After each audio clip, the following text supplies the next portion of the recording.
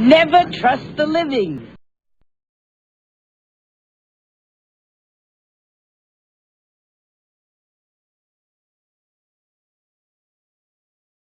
Huh, the captain's log. Welcome to the Paracordist.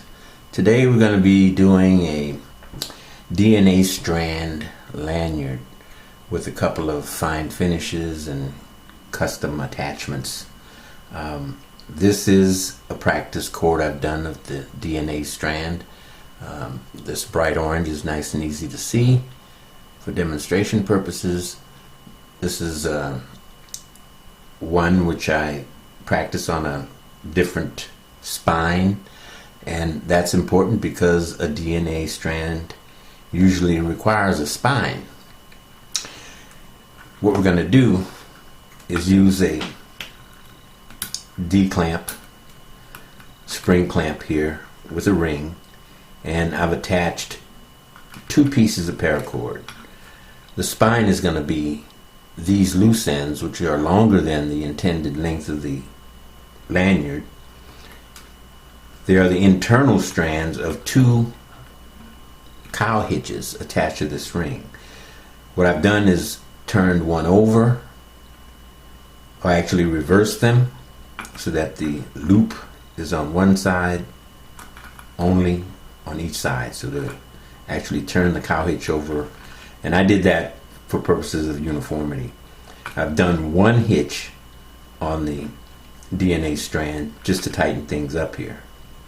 Now I'm going, I guess, right to left here. So when you do the DNA strand, I'm bringing the right over and then taking the left over and under and pulling through, keeping my spine in one location.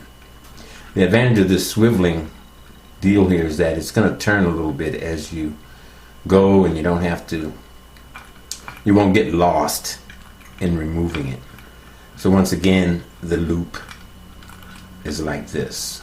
I'm taking the right over the spine, taking the left over that strand, behind the spine, back and through the loop. And then I'm tightening up. Now this is 3 knots here, and you can see the pattern beginning to form. It's beginning to twist. I'm going to keep it facing me at this direction so that I can then continue with the looping process.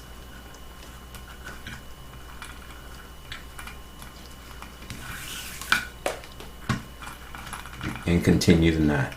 Now to keep it nice and even, I'm kind of using my thumb as a spacer. I'm not pulling too tightly because I don't want the ends to pinch inward, just for uniformity's sake. And as you can see, I'm keeping the face of it toward me, keeping my spine nice and straight. I'm going to do 1 or 2 more loops, and then I'm going to finish it up off camera, and then we're going to go toward the end and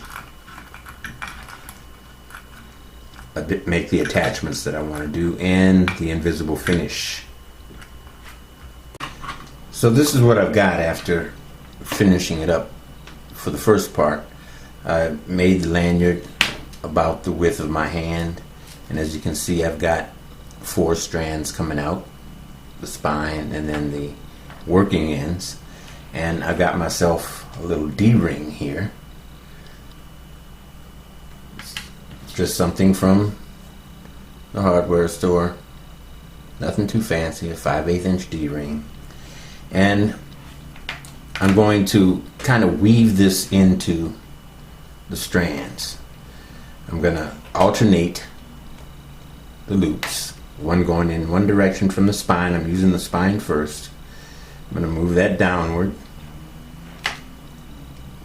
so that we get this. And then I'm going to follow the natural direction of the other working ends. In this particular case, this one's going to come through here,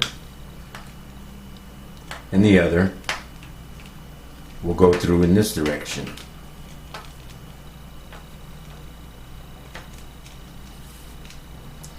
So we've got kind of a crisscross weave here with the D-ring in place. Next, I'm going to attach some fids and start working on the invisible finish. So at this point, I've got the ring attached, and I've used the fid to bring the spine pieces down through the loop and down this side, and they're alternating. The other one is coming out the other side, and you want to make sure you keep your uniformity, because in pulling on it like this, you're gonna stretch it and pull it a little bit. It may deform, but then at the end you'll fix that. You don't want to pull these down too tight just yet, because you still have to finish these outer loops right here. That will tighten it up, and then these are going to go back in this direction, in alternating directions, and also back down the spine. So I'm going to go off camera and reattach the fids and then attach these. So what you see here is the last fid going through. I've got 2 coming out. I've put it under 4 crossbars to ensure some tightness, and this is the last one, and so I'm going to go ahead and pull it through. Now what I've got is this tangly mess here.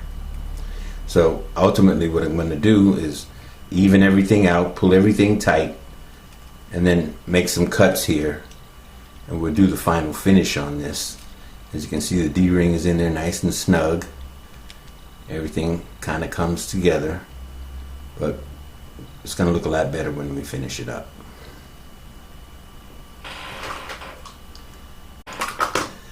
So now what you can see here, if you can get up real close, you can see where I've cut it on both ends. I've tried to cut them as closely as possible. And now I'm going to go on top with the magic wand here and pull back on some of these strings and make these ends here disappear into the wand or into the spine.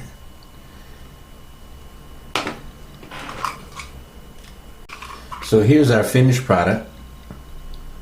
Got a nice D-ring connection there. You can place the O-rings or whatever here, and as you can see, we've got a near perfect finish.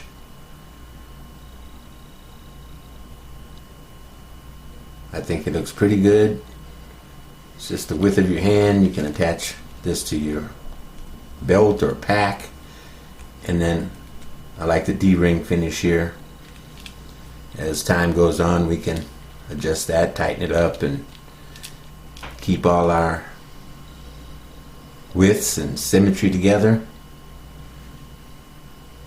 And we've got a very useful lanyard here. I'm going to call it the Pirate's Keychain. Thank you very much. Thanks for watching. Press like if you give a darn.